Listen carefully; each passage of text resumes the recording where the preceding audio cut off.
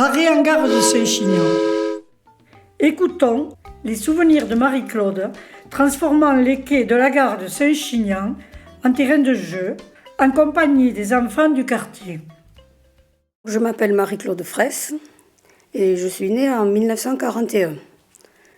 Dans les années 50, j'habitais tout au bout de l'avenue de Béziers, une des dernières maisons, et tout près du quartier de la gare.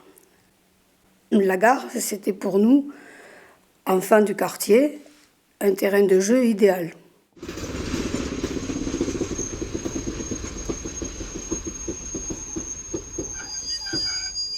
Terminus Saint-Chinian, tout le monde descend.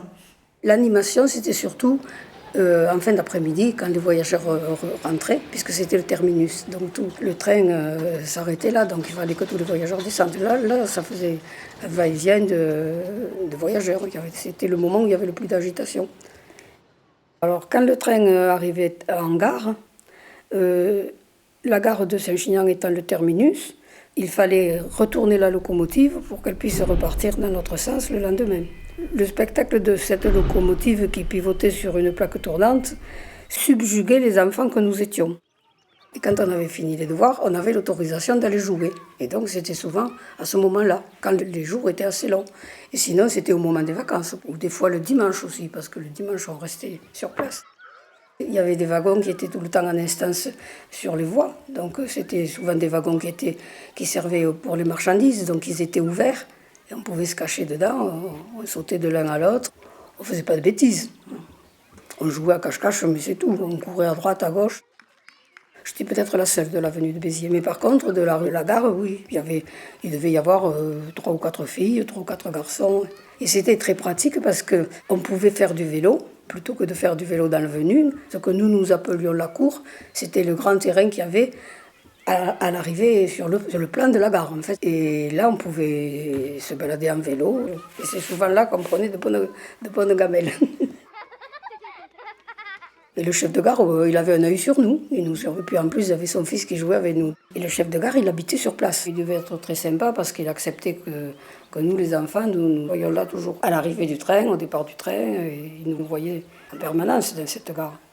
C'était l'arrivée du dernier train qui sonnait pour nous le retour au Bercail. Ça devait être vers 19h ou 19h30. Il y avait une animation qui était très importante, qui se situait dans la cour de la gare, c'était la fête de la Saint-Jean.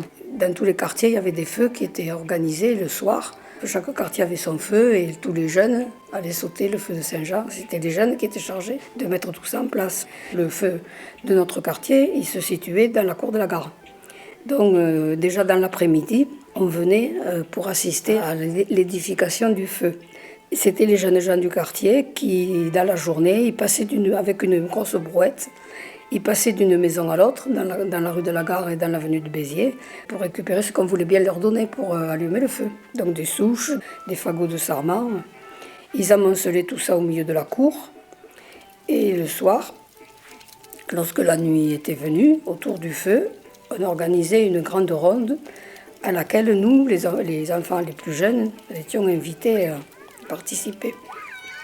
Et une fois que le feu avait bien flambé, que les braises se tassaient un petit peu, nous étions perchés sur la murette du chemin de l'évêque et nous assistions au spectacle des plus grands qui osaient s'aventurer à sauter par-dessus les braises au risque de se rôtir la semelle des chaussures ou la plante des pieds.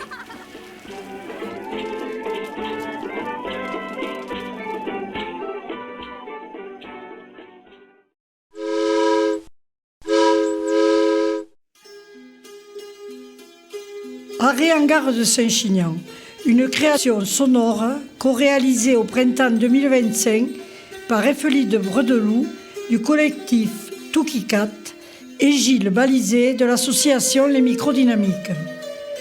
Avec l'aimable et la précieuse contribution de Robert Azema, Marie-Claude Fraisse et Jackie Vidal.